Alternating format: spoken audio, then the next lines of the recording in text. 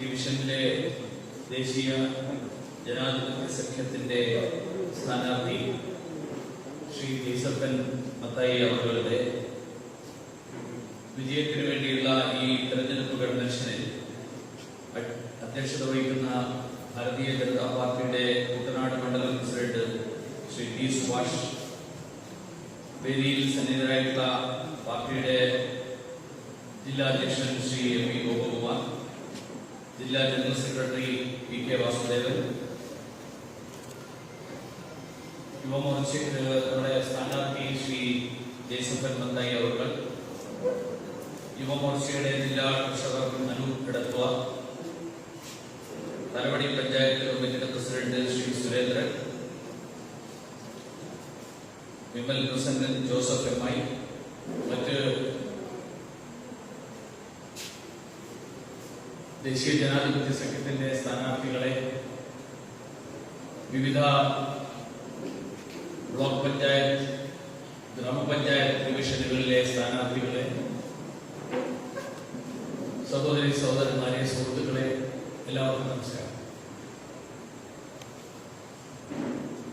നമ്മുടെ ത്രിതല പഞ്ചായത്ത് തെരഞ്ഞെടുപ്പ് ഡിസംബർ മാസം 8-ാം തീയതി നടക്കുന്ന പശ്ചാത്തലത്തിലാണ് ഇവിടെ ഇന്ന് ചമ്പക്കുളം വാർഡിന്റെ ഡിവിഷന്റെ കൺവെൻഷൻ നടക്കുന്നത്. കുട്ടനാട്ടിലെ വിവിധ പ്രദേശങ്ങളിൽ നിന്ന് വളരെയേറെ ക്ലേശങ്ങളെ അനുഭവിച്ചുകൊണ്ടാണ് നിങ്ങളെല്ലാവരും ഇന്നിവിടെ എത്തിച്ചേർന്നിരിക്കുന്നത് എന്ന് എനിക്കറിയാം. ഒരുപക്ഷെ ഒരു കാലത്ത് ഭാരതീയ ജനതാ പാർട്ടിയോ ദേശീയ ജനാധിപത്യ സഖ്യമോ ഒക്കെ ഈ കുട്ടനാട്ടിൽ ഇത്രയും സജീവമായിട്ടുള്ള ജനപങ്കാളിത്തത്തോടുകൂടി പ്രവർത്തിക്കുക എന്നുള്ളത് ആർക്കും പ്രതീക്ഷിക്കാൻ പറ്റാത്തൊരു കാര്യമായി. കാരണം കുട്ടനാട്ടിൽ കമ്മ്യൂണിസ്റ്റ് പ്രസ്ഥാനത്തിന്റെ പ്രവർത്തനങ്ങൾ വലിയ ആഴത്തിൽ വേരോട്ടമുണ്ടാക്കിയ ഒരു സാഹചര്യം, ഒരു കാലഘട്ടം അതുണ്ടായിരുന്നു. പക്ഷെ ഇന്ന് നമ്മുടെ കേരളം രൂപീകരിക്കപ്പെട്ട് 64 വർഷം കഴിഞ്ഞ സാഹചര്യത്തിലാണ് ഈ തെരഞ്ഞെടുപ്പ് നടന്നത്. ഈ രാജ്യത്തിന് സ്വാതന്ത്ര്യം കിട്ടി 75 വർഷം പൂർത്തിയാവുന്ന സാഹചര്യത്തിലാണ് തെരഞ്ഞെടുപ്പ് നടന്നത്. കേരളത്തിന്റെ നെല്ലറ എന്നറിയപ്പെടുന്ന കുട്ടനാട്ടിൽ ഇന്ന് കർഷകൻ ഓരോ വർഷം കഴിയുമ്പോഴും എങ്ങനെ കാർഷിക വൃത്തി ചെയ്തുകൊണ്ട് മുന്നോട്ട് പോകും എന്നുള്ള ആശങ്കയിലാണ് ജീവിച്ചുകൊണ്ടിരിക്കുന്നത്. കർഷകരുടെ പേരിൽ ആണയിടുന്ന, കർഷക തൊഴിലാളികളുടെ പേരിൽ ഭരണത്തിൽ വരുന്ന പാർട്ടികളും മുന്നണികളും മാറി മാറി ഭരിച്ചിട്ടുള്ള സംസ്ഥാനമാണ് കേരളം. ദേശീയ തലത്തിൽ കർഷകരുടെ കടങ്ങൾ എത്തിത്തള്ളുന്നു. കർഷകരോടുള്ള ഞങ്ങളുടെ പ്രതിബദ്ധതയുടെ പ്രതീകമാണത് എന്നൊക്കെ വലിയ വാഗ്ദാനങ്ങളും പ്രഖ്യാപനങ്ങളും ഒക്കെ നടത്തിയിട്ടുള്ള കാലഘട്ടം നമ്മുടെ രാജ്യത്തുണ്ട്. പക്ഷേ കാർഷിക മേഖലയിൽ കർഷകന് ഗുണകരമായിട്ടുള്ള തരത്തിൽ വിവിധ നടപടികൾ, ആ നടപടികൾ പ്രായോഗിക തലത്തിൽ അതേസമയത്ത് ഏറ്റവും ആസൂത്രിതമായിട്ട് നടപ്പിലാക്കിയിട്ടുള്ള സർക്കാരാണ് ഇപ്പോൾ ഭരിച്ചുകൊണ്ടിരിക്കുന്ന ശ്രീ നരേന്ദ്രമോദിയുടെ നേതൃത്വത്തിലുള്ള സർക്കാർ. സ്വാമിനാഥൻ കമ്മീഷന്റെ റിപ്പോർട്ട്, ആ റിപ്പോർട്ടിന്റെ ശുപാർശകൾ അനുസരിച്ച് കർഷകന് അവന്റെ ഉൽപാദന ചെലവിന് അനുസൃതമായിട്ടുള്ള വില അവന്റെ ഉൽപ്പന്നങ്ങൾക്ക് ലഭ്യമാകണം എന്നുള്ള ആശയത്തിനനുസൃതമായിട്ടാണ് നരേന്ദ്രമോദി സർക്കാർ പ്രവർത്തിച്ചുകൊണ്ടിരിക്കുന്നത്. അതുകൊണ്ടാണ് താങ്ങുവില കഴിഞ്ഞ തവണ നമ്മുടെ കാർഷിക മേഖലയിലുള്ള താങ്ങുവില ഏതാണ്ട് 50% കണ്ട് വർദ്ധിപ്പിച്ചുകൊണ്ട് നേരത്തെ ഉണ്ടായിരുന്നതിന്റെ ഒരു 1.5 ഇരട്ടി എന്നുള്ള നിലയിലേക്ക് സർക്കാർ മാറ്റി. ഇന്നിപ്പോ നിങ്ങളെല്ലാവരും പത്രങ്ങളിൽ വലിയ കർഷക പ്രക്ഷോഭം ഹരിയാനയിലും പഞ്ചാബിലും ഒക്കെ നടക്കുന്നു എന്നുള്ള വാർത്തകൾ നമ്മുടെ ചാനലുകളിലും പത്രങ്ങളിലും ഒക്കെ വായിച്ചിട്ടുണ്ട്. ഈ കർഷക സമരത്തിന് അനുകൂലമായിട്ട് കുറെ പേര് കേരളത്തിലും സമരം ചെയ്യുന്നു. എന്താണ് കർഷക സമരത്തിന്റെ കാരണം? സർക്കാർ ഈ കഴിഞ്ഞ പാർലമെന്റ് സമ്മേളനത്തിൽ 3 ബില്ലുകൾ കാർഷിക മേഖലയുടെ പരിഷ്കരണവുമായിട്ട് ബന്ധപ്പെട്ടുകൊണ്ട് നിയമമുണ്ടാക്കി. ആ നിയമം മുൻകാലങ്ങളിലെ കോൺഗ്രസ് മന്ത്രിമാരുൾപ്പെടെയുള്ള ആളുകൾ, കോൺഗ്രസിന്റെ മുഖ്യമന്ത്രിമാരുൾപ്പെടെയുള്ള ആളുകൾ, അവരുൾപ്പെടുന്ന കമ്മിറ്റികൾ കാർഷിക മേഖലയിലെ പരിഷ്കരണങ്ങളെ കുറിച്ച് പഠനം നടത്തി നൽകിയിട്ടുള്ള ശുപാർശകളുടെ അടിസ്ഥാനത്തിലാണ് ഇതുണ്ടാക്കിയത്. കോൺഗ്രസ് നേതാക്കന്മാർ കഴിഞ്ഞ കാലങ്ങളിൽ പാർലമെന്റിൽ നടത്തിയ പ്രസംഗങ്ങളിൽ അവരെല്ലാവരും എണ്ണി ചൂണ്ടിക്കാണിച്ച ചില വസ്തുതകൾ ഉത്തരേന്ത്യയിലെ പല സംസ്ഥാനങ്ങളിലുമുള്ള agricultural primary cooperative society, primary agricultural cooperative society PACS എന്ന് പറഞ്ഞാൽ നമ്മൾ ഉത്പാദിപ്പിക്കുന്ന വസ്തുക്കൾ, അത് നെല്ലാവട്ടെ, വാഴയാവട്ടെ, എന്ത് ആണെങ്കിലും ആവട്ടെ, ആ ഉൽപ്പന്നങ്ങൾ നമ്മുടെ പ്രദേശത്തുള്ള സഹകരണ സംഘത്തിൽ മാത്രമേ നമുക്ക് കൊടുക്കാൻ പറ്റുള്ളൂ. മറ്റെവിടെയും നമുക്ക് അത് വിൽക്കാൻ പറ്റില്ല. എന്ന് പറഞ്ഞാൽ ആ സഹകരണ സംഘത്തിൽ ലഭിക്കുന്ന വില മാത്രമേ കർഷകന് ലഭിക്കുള്ളൂ. അതിൽ കൂടുതൽ വില കർഷകന് മറ്റെവിടെയെങ്കിലും ലഭ്യമാകുമെങ്കിലും അത് കർഷകന് അതിന്റെ പ്രയോജനം കിട്ടില്ല. ഇതാണ് കേരളത്തിന് പുറത്തുള്ള പല സംസ്ഥാനങ്ങളിലെയും കാർഷിക വിപണി എന്ന് പറയുന്ന സാഹചര്യം. കേരളത്തിൽ അതില്ല. കേരളത്തിൽ നമുക്ക് നമ്മൾ ഉണ്ടാക്കുന്ന കാർഷിക വിളകൾ നമുക്ക് ഇഷ്ടമുള്ള സ്ഥലത്ത് വിൽക്കാം, ഇന്ന സ്ഥലത്തെ വിൽക്കാവുള്ളൂ എന്നുള്ള ഒരു നിയമവും കേരളത്തിൽ. ഈ നിയമം എന്തുകൊണ്ട് പുതിയ നിയമം, അതായത് പ്രാദേശിക കാർഷിക വിപണിയിൽ തന്നെ വിൽക്കണം എന്നുള്ള സാഹചര്യം എന്തുകൊണ്ട് എടുത്തു കളഞ്ഞു? ഒരു കാലത്ത് നമ്മുടെ നാട്ടിൽ ഭക്ഷ്യദൗർലഭ്യമുണ്ടായി. നമുക്ക് ആവശ്യമുള്ള ഭക്ഷ്യവസ്തുക്കൾ നമ്മൾ ഉത്പാദിപ്പിക്കാൻ നമുക്ക് സാധിക്കുമായിരുന്നില്ല. നമ്മൾ വിദേശ രാജ്യങ്ങളിൽ നിന്ന് ഭക്ഷ്യവസ്തുക്കൾ, അരി ഉൾപ്പെടെയുള്ള കാര്യങ്ങൾ നമ്മൾ ഇറക്കുമതി ചെയ്യേണ്ടി വന്ന സാഹചര്യം ഉണ്ടായി. ഇന്ന് ഭക്ഷ്യമേഖലയിൽ ഭക്ഷ്യവസ്തുക്കളുടെ കാര്യത്തിൽ സ്വയം പര്യാപ്തത നേടിയിട്ടുള്ള രാജ്യമാണ് ഇന്ത്യ. നമുക്ക് ആവശ്യമുള്ള ഭക്ഷ്യവസ്തുക്കൾ നമ്മൾ ഉണ്ടാക്കുന്നു എന്ന് മാത്രമല്ല, നമ്മൾ ഭക്ഷ്യവസ്തുക്കൾ കയറ്റുമതി ചെയ്യാൻ പോലും സാധിക്കുന്ന രാജ്യമാണ്. പക്ഷേ ഒരു വശത്ത് നമ്മൾ ഭക്ഷ്യമേഖലയിൽ സ്വയം പര്യാപ്തത നേടിയെന്ന് പറയുമ്പോഴും അതിന്റെ പ്രയോജനം കർഷകർക്ക് ലഭിക്കുന്നില്ല. കർഷകന് അവൻ ചെലവഴിക്കുന്ന തുകൾക്ക് അനുസൃതമായിട്ടുള്ള വരുമാനം ഉണ്ടാകുന്നില്ല. ഈ പ്രാദേശിക കാർഷിക വിപണി എന്ന് പറയുന്ന സംവിധാനമാണ് പ്രൈമറി അഗ്രികൾച്ചറൽ കോഓപ്പറേറ്റീവ് സൊസൈറ്റി. അവിടെ മാത്രമേ വിൽക്കാൻ പറ്റുള്ളൂ എന്നുള്ള സാഹചര്യം അത് കേന്ദ്ര സർക്കാർ എടുത്തിട്ടുണ്ട്. അതുകൊണ്ട് ആർക്കാ നഷ്ടമുണ്ടായത്? കർഷകന് നഷ്ടമുണ്ടായിട്ടില്ല.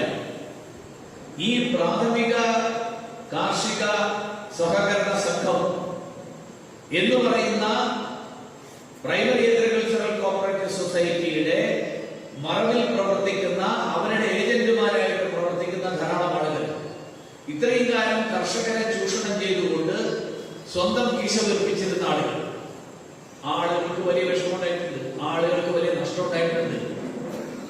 ആ ആളുകളാണ് ഇപ്പോ ഈ കർഷക സമരം എന്നുള്ള ബാനറിൽ നടക്കുന്ന സമരത്തിന്റെ പിന്നിൽ പ്രവർത്തിക്കുന്നവരും അതിന്റെ പേരിൽ സംഘർഷമുണ്ടാക്കുന്നതാണ്. കാരണം കർഷകർക്ക് നഷ്ടമുണ്ടാകുമായിരുന്നു എന്നിരിക്കട്ടെ, ഈ വ്യവസ്ഥ, അതായത് കേരളത്തിൽ നിന്നുള്ള സാഹചര്യം മറ്റ് സംസ്ഥാനങ്ങളിലും നടപ്പിലാക്കി.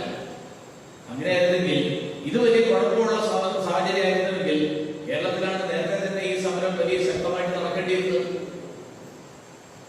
കേരളത്തിൽ പ്രയോജനപ്രദമായിട്ടുള്ള ഒരു കാര്യം മറ്റ് സംസ്ഥാനങ്ങളിൽ നടപ്പിലാക്കുന്നതിനെ ആ സംസ്ഥാനത്തെ കർഷകർ എതിർക്കുന്ന ഒരു സാഹചര്യം ഉണ്ടാകില്ല എന്ന് മനസ്സിലാക്കാൻ, കേരളത്തിലെ ജനങ്ങൾ മനസ്സിലാക്കും എന്ന് തിരിച്ചറിയാൻ ഈ സമരത്തെ എതിർക്കുന്നു, കാർഷിക വിരുദ്ധ നിലപാടെടുക്കുന്നു എന്നൊക്കെ പറയുന്ന ആളുകൾക്ക് ഇപ്പോഴും മനസ്സിലായി.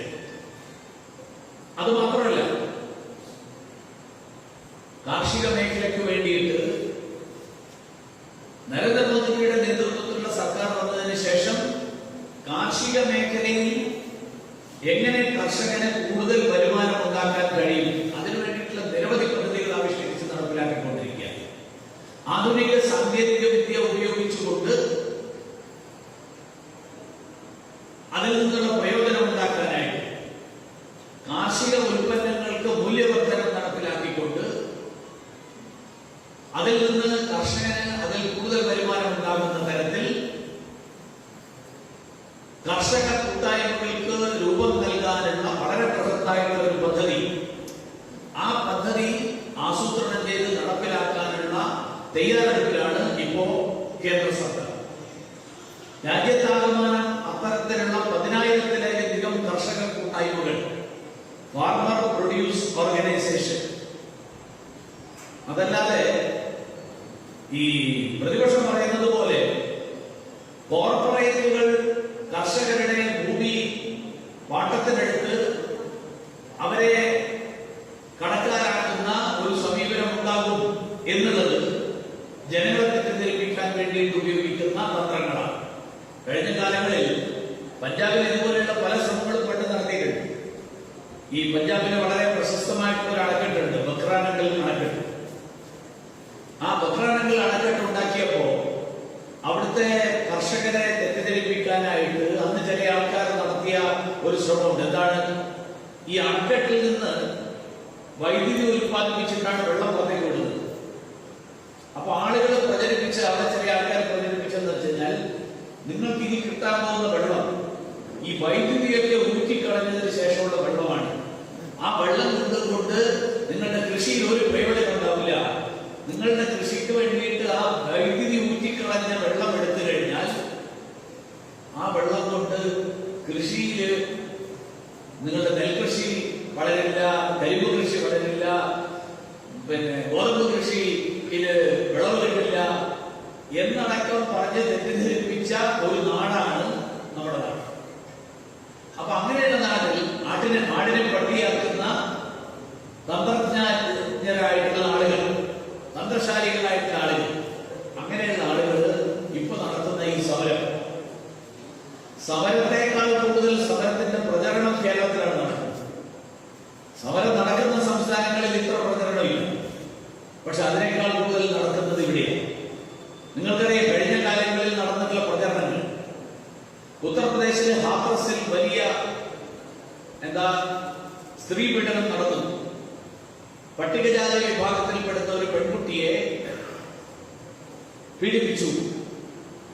നമ്മുടെ കഴിഞ്ഞ മാസം കേരളത്തിലെ വലിയ വാർത്തയായിരുന്ന സംഭവമാണ്. കോൺഗ്രസിന്റെ നേതാക്കന്മാർ സോണിയാഗാന്ധി, രാഹുൽ ഗാന്ധി ഇവരൊക്കെ അവിടെ സന്ദർശിച്ചു.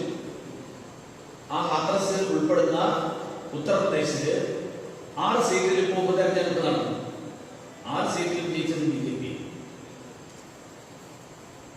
ഗുജറാത്തിൽ വലിയ കർഷക പ്രക്ഷോഭം നടന്നു എന്നാണ് കഴിഞ്ഞ കാലങ്ങളിൽ പറഞ്ഞത്. സൂറത്തിൽ കർഷകർ ട്രാക്ടർ കൊണ്ടുവന്നിട്ട് അവിടെ വഴി തടസ്സപ്പെടുത്തിയതിന്റെ പടങ്ങൾ ഇന്ത്യൻ എക്സ്പ്രസ് ഉൾപ്പെടെയുള്ള പത്രങ്ങളിൽ കേരളത്തിൽ പ്രസിദ്ധീകരിച്ചിട്ടുണ്ട്. ആ സൂറത്ത് ഉൾപ്പെടെയുള്ള മണ്ഡലങ്ങളിൽ ഭാരതീയ ജനതാ പാർട്ടി ഗുജറാത്തിലെ മുഴുവൻ സീറ്റിലും കഴിഞ്ഞ ലോക്സഭാ തെരഞ്ഞെടുപ്പിൽ തൂത്തുവാരി. മഹാരാഷ്ട്രയിൽ വലിയ കർഷക പ്രക്ഷോഭം, കർഷക ജാഥ എന്ന് പറഞ്ഞ് ചുവന്ന കൊടിയൊക്കെ പിടിച്ച് ആളുകൾ മുദ്രാവാക്യം വിളിച്ചു പോകുന്ന വലിയ ജാഥയുടെ പടം കേരളത്തിലെ എല്ലാ മാധ്യമങ്ങളിലും ഒരു 1-2 വർഷം മുമ്പേ പ്രസിദ്ധീകരിച്ചു. ആളുകൾ പറഞ്ഞത് മഹാരാഷ്ട്ര ചുവന്നു തുടങ്ങി. മഹാരാഷ്ട്രയിൽ ഒരു ചുവപ്പില്ല. മഹാരാഷ്ട്രയിൽ ചുവപ്പ് പണ്ടത്തെ പോലെ ഇപ്പോഴും റെയിൽവേ സ്റ്റേഷനിലെ ചുവപ്പ് മാത്രമാണ്. ആ ചുവപ്പ് ഇപ്പൊ ഇല്ലാതെ. കാരണം ഇപ്പൊ റെയിൽവേ സ്റ്റേഷനിൽ ഇപ്പോ ഈ കൊടി പിടിക്കുന്ന പരിപാടി ഇല്ലാതെ, ഇപ്പൊ ലൈറ്റായി. അതുകൊണ്ട് ചുവപ്പ് എന്ന് പറയുന്നത് പണ്ടുണ്ടായിരുന്നത് പോലും ഇല്ലാതെ. ഇതാണ് നമ്മുടെ നാട്ടിലെ മാധ്യമങ്ങളുടെ പ്രചരണവും വസ്തുതകളും തമ്മിലുള്ള ബന്ധം. ഇതേപോലെയാണ് ഇപ്പോൾ കർഷകരുടെ കാര്യത്തിൽ കേരളത്തിലെ മാധ്യമങ്ങൾ നടത്തുന്ന പ്രചരണങ്ങളും വസ്തുതകളും തമ്മിലുള്ള ബന്ധം. ഞാനിത് പറയാൻ കാരണം, കുട്ടനാട് പാക്കേജ് എന്ന് പറഞ്ഞിട്ട് കുറെ കാലം കുറെ പണം ചെലവഴിച്ചു. എന്ത് പ്രയോജനമുണ്ടായി? ഇവിടുത്തെ കർഷകർക്ക് എത്രമാത്രം അതുകൊണ്ട് പ്രയോജനമുണ്ടായി? തണ്ണീർമുക്കം ബണ്ടില് ഉൾപ്പെടെ നിർമ്മിച്ച് കുറെ പണം അവിടെ ചെലവഴിച്ചു. അപ്പൊ ഇവിടെ കാലങ്ങളായിട്ട് നടക്കുന്ന രീതി കുറെ പണം ചെലവഴിക്കുക, കരാറുകാർക്ക് അതിന്റെ ഒരംശം കിട്ടാനുള്ള സാഹചര്യം ഉണ്ടാക്കുക, ജനങ്ങൾക്കാർക്കും കർഷകർ ഉൾപ്പെടെയുള്ള ആളുകൾക്കാർക്കും ഒരു പ്രയോജനവും കിട്ടാത്ത സ്ഥിതി നിലനിൽക്കുക. ഇത് തന്നെയാണ് ഇപ്പോഴും നടന്നുകൊണ്ടിരിക്കുന്നത്. നരേന്ദ്രമോദിയുടെ നേതൃത്വത്തിലുള്ള സർക്കാർ നേരിട്ട് കാർഷിക വിളകളിൽ നിന്ന് മാത്രമല്ല, കാർഷിക മേഖലയിൽ ആ വിളകൾക്ക് പുറമെ, വിളകളുടെ മൂല്യവർദ്ധനവിന് പുറമെ നിരവധി മാർഗങ്ങളിലൂടെ കർഷകന്റെ വരുമാനം വർദ്ധിപ്പിക്കാൻ വേണ്ടിയിട്ടുള്ള ശ്രമങ്ങൾ നടത്തുന്ന ഒരു സർക്കാരാണ്. മാത്രമല്ല, വിവിധ മേഖലകളിൽ അദ്ദേഹം നടപ്പിലാക്കിയിട്ടുള്ള പദ്ധതികൾ ജനങ്ങൾക്ക് നേരിട്ട് ഭരണത്തിന്റെ ആനുകൂല്യങ്ങൾ ലഭ്യമാക്കുന്ന ഒരു സർക്കാരാണ്. കഴിഞ്ഞ കാലങ്ങളിലെ സർക്കാരുകൾ എങ്ങനെയാണ് ഈ കാര്യത്തിൽ പ്രവർത്തിച്ചത് എന്നുള്ളത് 2014 മുമ്പുള്ള സാഹചര്യം നമ്മളൊന്ന് ഓർമ്മിച്ചെടുത്താൽ നമുക്ക് മനസ്സിലാക്കാം. 2014 മുമ്പ് രാജീവ് ഗാന്ധി സ്വയം പറഞ്ഞൊരു കാര്യമുള്ളൂ. അന്നത്തെ പ്രധാനമന്ത്രിയെ അദ്ദേഹം പറഞ്ഞത്, ഡൽഹിയിൽ നിന്ന് 100 രൂപ അയച്ചാൽ 15 രൂപ മാത്രമേ ഗുണഭോക്താവിന് കിട്ടാറുള്ളൂ, ബാക്കി 85 രൂപ ഇടയ്ക്ക് വെച്ച് ചോർന്നു പോകുന്നു. അതാണ് നമ്മുടെ നാട്ടിലെ സ്ഥിതി. ഇന്ന് നരേന്ദ്രമോദിയുടെ സർക്കാരിൽ ആ ചോർച്ച പൂർണ്ണമായിട്ടില്ലാതായി. കാരണം എല്ലാവർക്കും അവരവരുടെ ബാങ്ക് അക്കൗണ്ടുകളിലേക്ക് ആനുകൂല്യങ്ങൾ ലഭ്യമാക്കുന്ന ഒരു സംവിധാനം ഉണ്ടാക്കി. അതുകൊണ്ട് ഈ ലോക്ക്ഡൌൺ കാലത്ത് എല്ലാ ജൻധൻ അക്കൗണ്ട് ഉടമകൾക്കും അവരുടെ അക്കൗണ്ടിൽ നേരിട്ട് പണം കിട്ടി. കേരളത്തിൽ 28 ലക്ഷം അത്തരത്തിലുള്ള അക്കൗണ്ടുകൾ, അവർക്കൊക്കെ പണം കിട്ടി. കേരളത്തിലെ എല്ലാ കിസാൻ സമ്മാൻ നിധി പദ്ധതിയിൽ അംഗങ്ങളായിട്ടുള്ള ആളുകൾക്കും കേന്ദ്ര സർക്കാരിന്റെ ധനസഹായം കിട്ടി. നേരത്തെ നമ്മുടെ സ്ഥാനാർത്ഥി പറഞ്ഞതുപോലെ 8 മാസക്കാലം ലോക്ക്ഡൌൺ ആരംഭിച്ച് ഇന്നത്തേക്ക് 8 മാസക്കാലം പൂർത്തിയായി. 3 മാസക്കാലം സമ്പൂർണ്ണ ലോക്ക്ഡൌൺ ആയിരുന്നു. ധാരാളം ആളുകൾക്ക് പണിക്ക് പോകാൻ പറ്റാത്ത സ്ഥിതി ഉണ്ടായി. തൊഴിലില്ലായ്മ വർദ്ധിച്ചു. ധാരാളം പേർക്ക് തൊഴിൽ നഷ്ടപ്പെട്ടു. സ്ഥാപനങ്ങൾ അടച്ചുപൂട്ടേണ്ടി വന്നു. പക്ഷെ നാട്ടിൽ എവിടെയും പട്ടിണി മരണം ഉണ്ടായില്ല. എന്തുകൊണ്ടുണ്ടായില്ല? കാരണം ഈ രാജ്യത്ത് എല്ലാവർക്കും, അർഹരായിട്ടുള്ള മുഴുവൻ ആളുകൾക്കും സൗജന്യമായിട്ട് ഭക്ഷ്യധാന്യങ്ങൾ എത്തിക്കാൻ കേന്ദ്ര സർക്കാർ നടപടികൾ എടുത്തു. ഈ പറഞ്ഞതുപോലെ വിതരണം ചെയ്യുന്നത് കേരളത്തിലെ സിവിൽ സപ്ലൈസ് വകുപ്പിന്റെ റേഷൻ ഷോപ്പ് വഴിയാണ് എന്നുള്ളത് കൊണ്ട് അത് അവർക്കതല്ല. നമ്മൾ പോസ്റ്റ് ഓഫീസിൽ അവിടെ നിന്ന് കത്തയച്ചു കഴിഞ്ഞാൽ മണി ഓർഡർ നമ്മുടെ വീട്ടിൽ കൊണ്ടുവന്ന് തരുന്നത് അത് പോസ്റ്റ്മാന്റെ കയ്യിൽ നിന്ന് തരുന്നു എന്നുള്ളത് കൊണ്ട് പോസ്റ്റ്മാൻ സ്വന്തമായിട്ട് തരുന്നതാണ് എന്ന് തെറ്റിദ്ധരിക്കുന്നത് പോലെയാണ് റേഷൻ ഷോപ്പുകാരന് തരുന്നത് സംസ്ഥാന സർക്കാർ. അത് അയക്കുന്ന ആള് കേന്ദ്ര സർക്കാരാണ്. ആ ഭക്ഷ്യധാന്യങ്ങൾ 8 മാസക്കാലമായിട്ട് നിർബാധം ഓരോ തരത്തിലുള്ള തടസ്സവുമില്ലാതെ കിട്ടിക്കൊണ്ടിരിക്കുന്നു. എന്തുകൊണ്ടാണ്? എല്ലാ റേഷൻ കാർഡുകളും ആധാറുമായിട്ട് ബന്ധപ്പെടുത്തി കള്ള റേഷൻ കാർഡുകളുടെ സാഹചര്യം ഇല്ലാതാക്കി. കിട്ടുന്ന അരി അർഹരായിട്ടുള്ള ആളുകൾക്ക് കൊടുത്തില്ലെങ്കിൽ അവിടെ കണക്കുണ്ട്. കൊടുക്കാത്ത ആളുകൾ, നിങ്ങൾ റേഷൻ കാർഡിൽ ചെല്ലുമ്പോ ആദ്യമായിട്ട് ചെന്ന് കഴിഞ്ഞാൽ നിങ്ങളുടെ വിരലടയാളം പതിപ്പിച്ച് നിങ്ങളുടെ OTP വരും. ആ OTP വെച്ചിട്ടുള്ള ഫോൺ നമ്പർ കാണിച്ചു കൊടുത്താലേ അരി കിട്ടുള്ളൂ. ഭക്ഷ്യധാന്യങ്ങൾ കിട്ടുന്നു. തുടർന്ന് ഇതേ രീതിയിലുള്ള ഒരു ആധുനിക സാങ്കേതിക വിദ്യയുമായിട്ട് ബന്ധപ്പെടുത്തിക്കൊണ്ട് റേഷൻ കാർഡുകളെ മുഴുവൻ അഴിമതി രഹിതമായിട്ടുള്ള ഒരു സംവിധാനത്തിലേക്ക് റേഷൻ കാർഡുകളെ മാറ്റി. പണ്ടത്തെ സ്ഥിതി എന്തായിരുന്നു? ഓരോ റേഷൻ കടയിലും നൂറുകണക്കിന് കള്ളക്കാർഡുകളുണ്ടാവും. കള്ളക്കാർഡ് മാത്രമല്ല, യഥാർത്ഥ കാർഡ് ഉടമകൾക്കടക്കം അവൻ അർഹമായത് കൊടുത്തില്ലെങ്കിലും അവിടെ രേഖപ്പെടുത്തി വെക്കാം കൊടുത്തു. ആ അരിയും ഗോതമ്പും പഞ്ചസാരയും മണ്ണെണ്ണയും ഒക്കെ കരിഞ്ചന്ത ചെയ്ത് വേറെ മാർക്കറ്റിൽ വിൽക്കും. മൊത്ത വ്യാപാര കച്ചവടക്കാർക്ക് വലിയ ലാഭം ഉണ്ടാവും. ഒരംശം ചില റേഷൻ കടക്കാർ കൊടുക്കും. അപ്പൊ എന്താ? ഈ നാട്ടിൽ കിട്ടേണ്ട ആളുകൾക്ക് കിട്ടാത്ത സാധനം. ആ സാഹചര്യം നരേന്ദ്രമോദിജി എന്നുള്ള പ്രധാനമന്ത്രിയില്ല. അദ്ദേഹം അർഹരായിട്ടുള്ള മുഴുവൻ ആളുകൾക്കും ജൻധൻ അക്കൗണ്ട് ആണെങ്കിലും ഉച്ചക്കഞ്ഞിയാണെങ്കിലും സ്കൂളുകളിൽ ഉച്ചക്കഞ്ഞിയാണെങ്കിലും റേഷൻ കാർഡ് ആണെങ്കിലും നമ്മുടെ പാചകവാതകത്തിന്റെ സബ്സിഡി ആണെങ്കിലും തൊഴിലുറപ്പ് പദ്ധതിയിലെ കൂലിയാണെങ്കിലും ഇതെല്ലാം അർഹരായിട്ടുള്ള ആളുകൾക്ക് കിട്ടുന്നു എന്ന് ഉറപ്പുവരുത്തും. അങ്ങനെയുള്ള ഒരു ഭരണം കാഴ്ചവെച്ച പ്രധാനമന്ത്രി ഒരു വശത്ത്, മറുവശത്ത് ഭരണത്തിന്റെ തണലിൽ കള്ളപ്പണത്തിന് കൂട്ടുനിൽക്കുന്ന ഒരു സംസ്ഥാന ഭരണം മറുവശത്ത്. കേരളം ഭരിക്കുന്ന പാർട്ടിയുടെ ഏറ്റവും വലിയ നേതാവിന്റെ മകൻ കള്ളപ്പണ കേസിലാണ് ജയിലിൽ കിടക്കുന്നത്, ലഹരിക്കടത്തിലാണ് ജയിലിൽ കിടക്കുന്നത്. മുഖ്യമന്ത്രിയുടെ പ്രിൻസിപ്പൽ സെക്രട്ടറിയും കള്ളപ്പണത്തിന്റെ പിന്നിലാണ് ജയിലിൽ കിടക്കുന്നത്.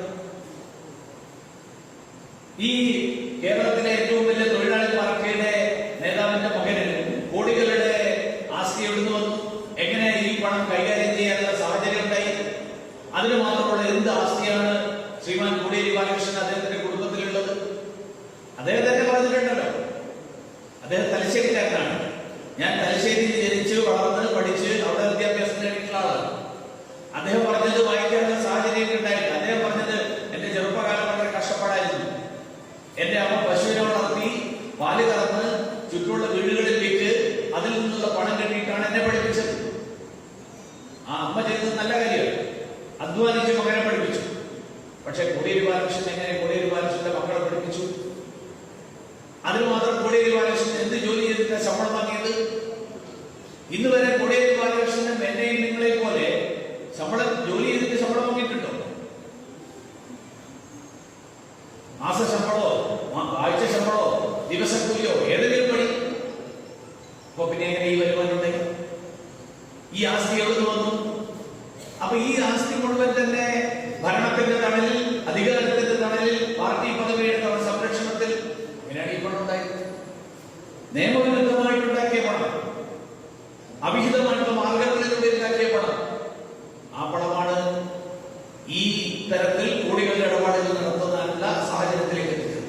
അതുകൊണ്ടാണ് ഞാൻ പറഞ്ഞത്, നരേന്ദ്രമോദിയുടെ സർക്കാരിന്റെ ഭരണം സുതാര്യമായിട്ടുള്ള, ജനങ്ങൾക്ക് മുഴുവൻ അവർക്ക് അർഹമായിട്ടുള്ള എല്ലാ ആനുകൂല്യങ്ങളും എത്തിക്കുന്ന ഒരു ഭരണ സംവിധാനം. മറുവശത്ത് കേരളത്തിൽ നടത്തിക്കൊണ്ടിരിക്കുന്ന ഭരണം സ്വന്തക്കാരുടെയും വേണ്ടപ്പെട്ടവരുടെയും താല്പര്യം മാത്രം സംരക്ഷിക്കുന്ന ഭരണം. ഇപ്പോ അവർക്കെതിരായിട്ട് കേന്ദ്ര ഏജൻസികൾ അന്വേഷണം നടത്തുമ്പോൾ അതിൽ നിന്ന് രക്ഷപ്പെടാൻ വേണ്ടിയിട്ട് ആശുപത്രി ആദ്യം പ്രവർത്തിക്കുക. ആശുപത്രിയിലും രക്ഷ കിട്ടുമോ എന്നുള്ളൊരു സംശയം വന്നപ്പോ ഇപ്പോ ICU ഡിസ്ചാർജ് വാങ്ങിപ്പോയിരിക്കുക. ഇന്നലെ ICU ഡിസ്ചാർജ് വാങ്ങിയ ആള് ഇന്ന് ED മുമ്പിൽ ഹാജരാക്കാൻ പറ്റില്ല എന്ന് പറഞ്ഞിട്ട് ICU ഡിസ്ചാർജ് ചെയ്ത ആള് വേണ്ടി വന്നാൽ ചിലപ്പോൾ ICU അടക്കം കയറി പിടിക്കുമോ എന്നൊരു സംശയം വന്നതുകൊണ്ടായിരിക്കണം വൈദ്യരോഗികൾ അവിടുത്തെ ICU സ്ഥലം മുഖ്യമന്ത്രിയുടെ പ്രൈവറ്റ് സെക്രട്ടറി. അപ്പൊ മുഖ്യമന്ത്രി അടക്കം ഇങ്ങനെയുള്ള ആളുകൾക്ക് സംരക്ഷണം കൊടുക്കുന്ന ഒരു സ്ഥിതി കേരളത്തിൽ ഇല്ലാതെ വരേണ്ടിയിട്ടുണ്ടോ? അപ്പൊ ഇത് രണ്ടും ജനങ്ങൾ കണ്ടുകൊണ്ടിരിക്കുകയാണ്. ഈ സാഹചര്യത്തിലാണ് കേരളത്തിലെ വിവിധ പ്രദേശങ്ങളിൽ ഭാരതീയ ജനതാ പാർട്ടിയുടെയും ദേശീയ ജനാധിപത്യ സഖ്യത്തിന്റെയും സ്ഥാനാർത്ഥികളായിട്ട് ഈ തവണ നിരവധി ആളുകൾ ഭാരതീയ ജനതാ പാർട്ടിയുടെയും ദേശീയ ജനാധിപത്യ സഖ്യത്തോടും ചേർന്നുകൊണ്ട് ഈ തെരഞ്ഞെടുപ്പിൽ മാറ്റം ഉണ്ടാകണമെന്ന് ആഗ്രഹിച്ചുകൊണ്ട് തെരഞ്ഞെടുപ്പ് രംഗത്ത് വന്നിട്ടുണ്ട്. അതാണ് കുട്ടനാട്ടിലും സംഭവിച്ചുകൊണ്ടിരിക്കുന്ന മാറ്റം. അല്ലെങ്കിൽ ഇപ്പൊ രാത്രി 8:30 മണിക്ക് നിങ്ങളെല്ലാം എങ്ങനെ തിരിച്ചു പോകുമെന്ന് എനിക്ക് തന്നെ അറിയാം. കാരണം ധാരാളം ആൾക്കാർ വെള്ളത്തിലും ഒക്കെ കയറി വന്നിട്ടുള്ള ആൾക്കാർ. പക്ഷേ നിങ്ങളെല്ലാവരും ഇന്നിവിടെ ഈ സമയത്ത് ഈ 8:30 മണിക്കും ഈ കൺവെൻഷനിൽ പങ്കെടുക്കുന്നത് മാറ്റമുണ്ടാകണം എന്നുള്ള ആഗ്രഹം സമൂഹത്തിൽ ഉണ്ടായതിന്റെ പ്രതിഫലമാണ്.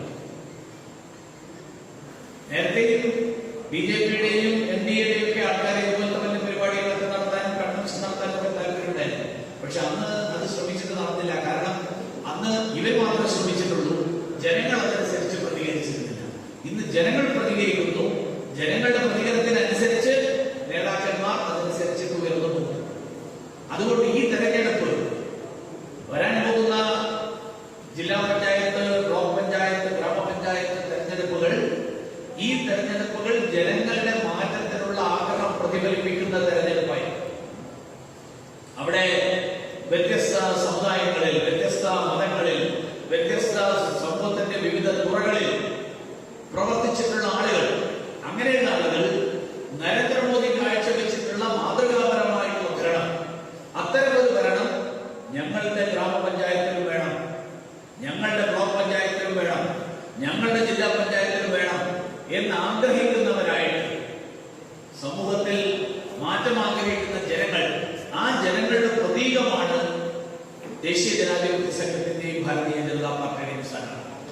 അതുകൊണ്ട് ആ പ്രതീകം എന്നുള്ള നിലയിൽ അവരെ അംഗീകരിച്ചുകൊണ്ട്, അവരെ വിജയിപ്പിച്ചുകൊണ്ട് കേരളത്തിലും സമൂലമായിട്ടൊരു മാറ്റം, ആ മാറ്റം ഉണ്ടാക്കാൻ കഴിയും എന്നുള്ള തിരിച്ചറിവോടുകൂടി വരാൻ പോകുന്ന തെരഞ്ഞെടുപ്പിൽ ദേശീയ ജനാധിപത്യ സഖ്യത്തിന്റെ സ്ഥാനാർത്ഥികളെ വിജയിപ്പിക്കണമെന്ന് അഭ്യർത്ഥിച്ചുകൊണ്ട് ഇവിടെ മത്സരിക്കുന്ന നമ്മുടെ ജില്ലാ പഞ്ചായത്ത് സ്ഥാനാർത്ഥി വളരെ അനുഭവസമ്പന്നനായിട്ടുള്ള, ഈ പ്രദേശത്ത് എല്ലാ വിഭാഗം ജനങ്ങളുമായിട്ടും അടുത്ത സൗഹൃദം പുലർത്തുന്ന ഒരാളെന്ന നിലയിൽ ഈ പ്രദേശത്തിന്റെ പ്രശ്നങ്ങളെ കുറിച്ച് വളരെ സമഗ്രമായിട്ട് മനസ്സിലാക്കിയിട്ടുള്ള ഒരാളെന്ന നിലയിൽ അദ്ദേഹത്തിനെ വിജയിപ്പിക്കാനും, അതോടൊപ്പം ഈ ഗ്രാമപഞ്ചായത്തുകളിലെയും ബ്ലോക്ക് പഞ്ചായത്തുകളിലെയും ഒക്കെ സ്ഥാനാർത്ഥികളെ, അവരെല്ലാവരെയും തെരഞ്ഞെടുത്തുകൊണ്ട് കുട്ടനാട്ടിൽ മാറ്റത്തിന്റെ ഒരു കാറ്റ്, ആ കാറ്റിന് തുടക്കം